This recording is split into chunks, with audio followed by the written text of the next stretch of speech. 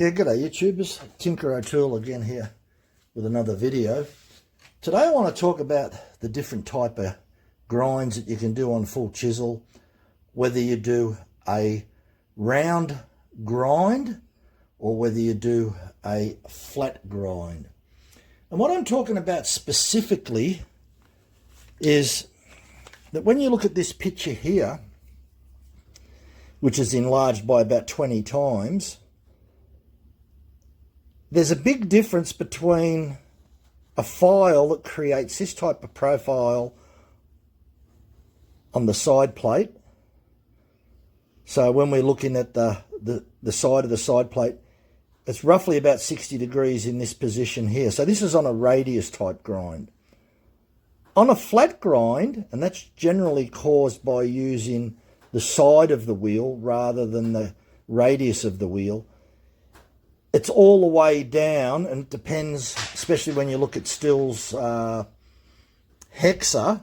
it goes about 2/3 of the way down on the side plate. Now, you may turn around and look at this picture and say there's not much difference between this angle here and there's not much difference between there, but there is a difference. So much so that I'm going to put a slide up here of knife blades to illustrate that you would think there's not much difference in the different type of grinds.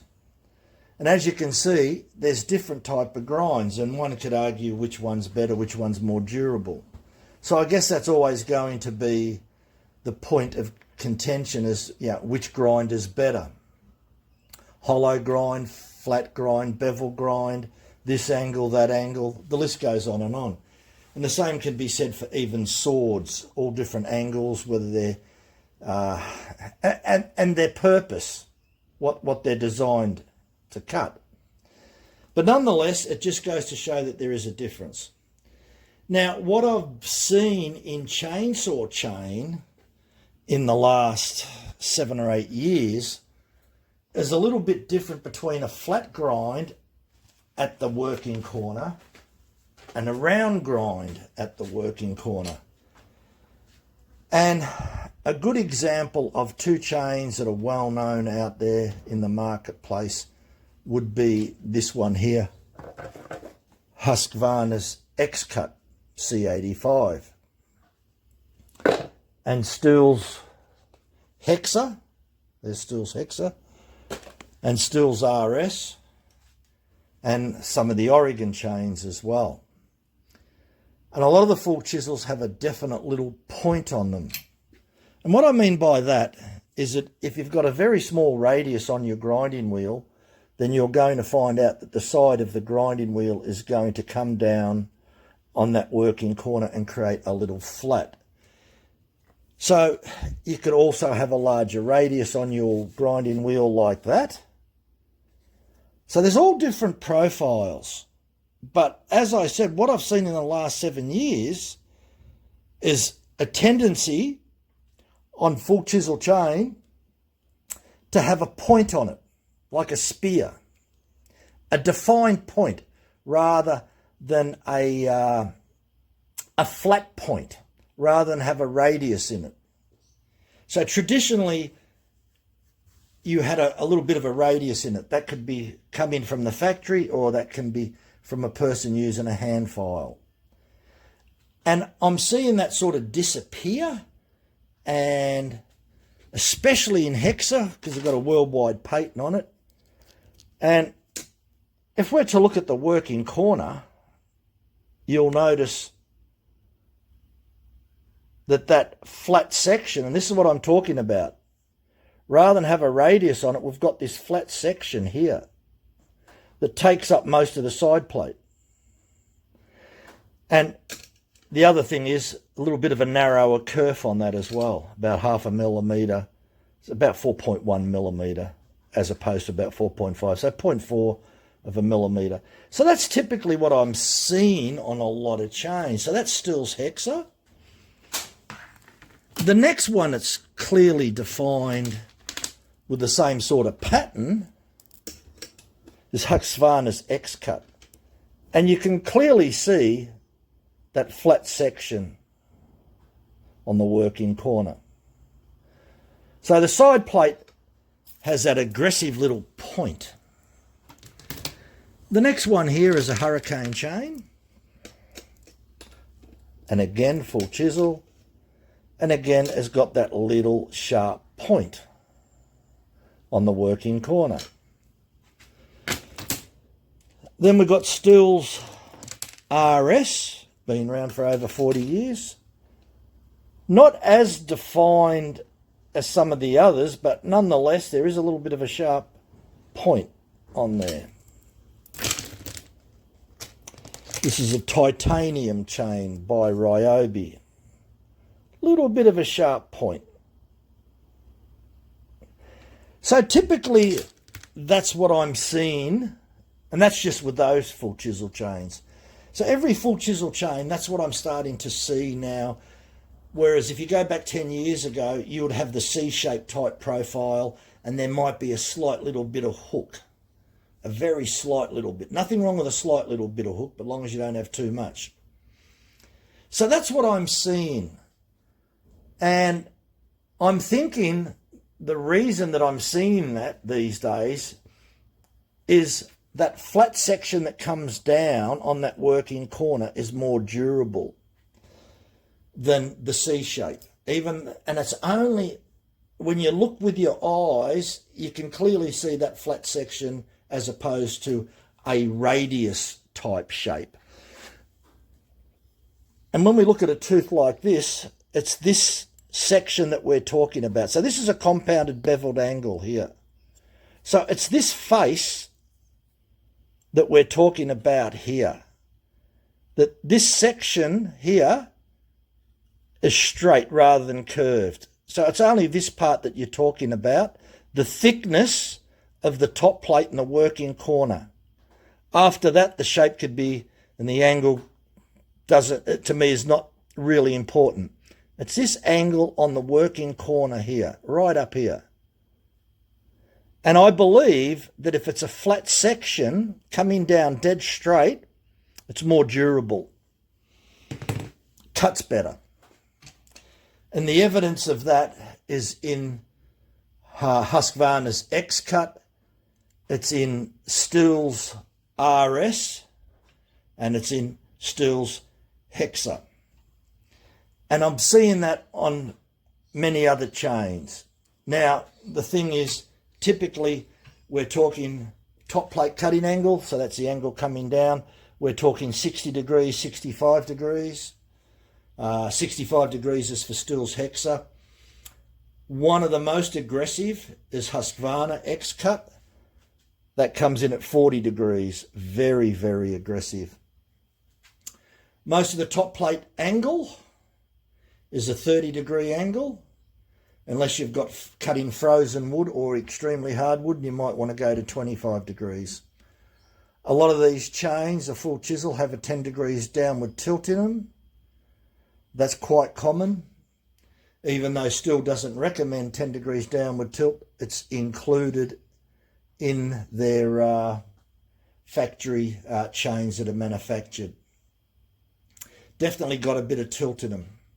It thins out that top corner and it stops it to be as pointy. Definitely there's interesting conversation, that one is, about 10 degrees downward tilt, how Oregon, Carlton and many other manufacturers recommend it with certain chains.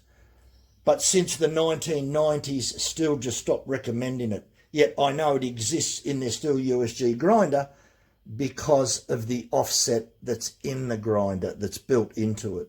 So I would almost be 100% sure that all the chains that are coming out, the full chisel chains from Stihl, have 10 degrees downward tilt built into most of those chains.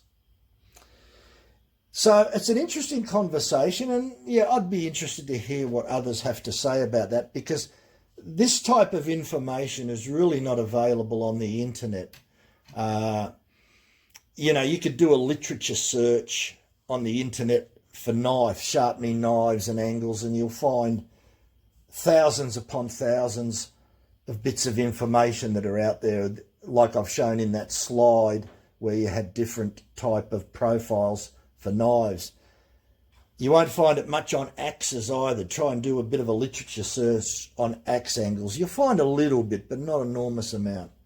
And certainly if you look for chainsaw chain and you're looking for angles and whether it's a radius cut on the working corner or whether it's a straight downward angle used by the side of a grinding wheel, you won't find virtually no information. And that's one of the reasons I make these videos.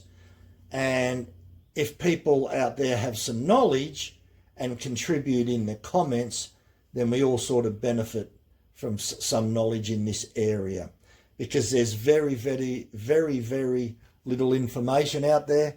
There is a few papers going out there. Carlton have a paper. It's a PDF file. You might want to do a search for that. It's called The Complete Handbook. It has some interesting information into it, but it certainly doesn't go into probably what's modern. It was written quite a while ago. So I haven't seen anything that's been written on modern chainsaw geometry. So yeah. Now, with all these little points and these little angles that they've got on them, and radius grind versus a flat grind on the working corner, I guess the question that some people would ask is, what difference does it make to sharpness or durability? And the answer to that is probably only a few percent, right? So it's not a game changer. So I'm not trying to turn around and say, hey, this is a game changer. All as I'm saying that there's a little advantage of having that little pointy tip on full chisel that penetrates the timber a little bit better, and having that straight section on the working corner seems to be a bit more durable than a radius type grind on the working corner, the side plate. And that's what I've found out in all the years, especially in the last 7 or 8 years. Yeah, all these chains that I've got here are brand new. Plus I keep on buying a lot of chains and using them. And I keep these ones here for a bit of research and find out which one I think's better.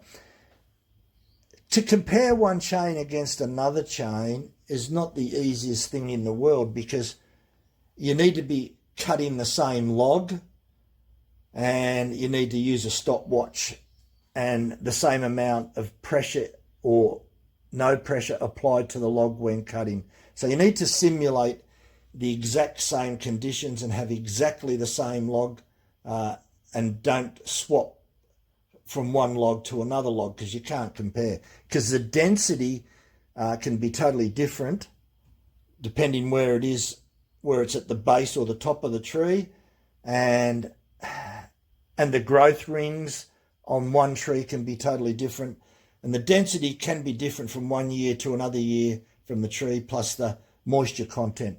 So that's why if we're going to compare one chain against another chain, you must do it on the same log.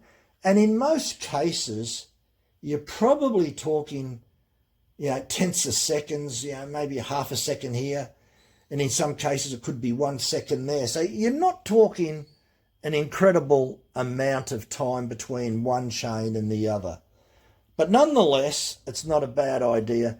I'm always after what is the fastest chain available and the most durable. And if I had to have 2 recommendations, I would say Stihl's RS and Stihl's Hexa, and then Husqvarna's X-Cut coming in probably last. Now, the only reason I didn't mention Oregon, we don't seem to have an Oregon deal around here, so I would like to sort of play around with a lot of Oregon chains. A lot of people do say that Oregon's a lot softer metal than Stihl, but I can't back up that claim because I don't have any Oregon chains to play around with to sort of say whether this one is better than that one. But I would imagine that most of the Oregon chains are right up there with Carlton and Stihl and Husqvarna. They're probably the leading chainsaw manufacturers that are out there. So, and if the metal's similar to each other, the metallurgy, then the performance will only be a couple % between one and the other. Only Hexa make a claim that the Hexa chain is 10% faster than the standard full chisel. So that's a pretty big claim to make. But also remember that it's got a narrower kerf, as well as the Husqvarna X-Cut got a narrower kerf. So, you know, if we're going to compare narrow kerf chains to a standard chain, it stands to reason in a lot of cases that narrow kerf will outperform the standard chain. Then it begs the differ, well, if that was the case, why don't we just use narrow kerf chains? Another interesting subject to talk about. Anyway, thanks for watching. Bye for now.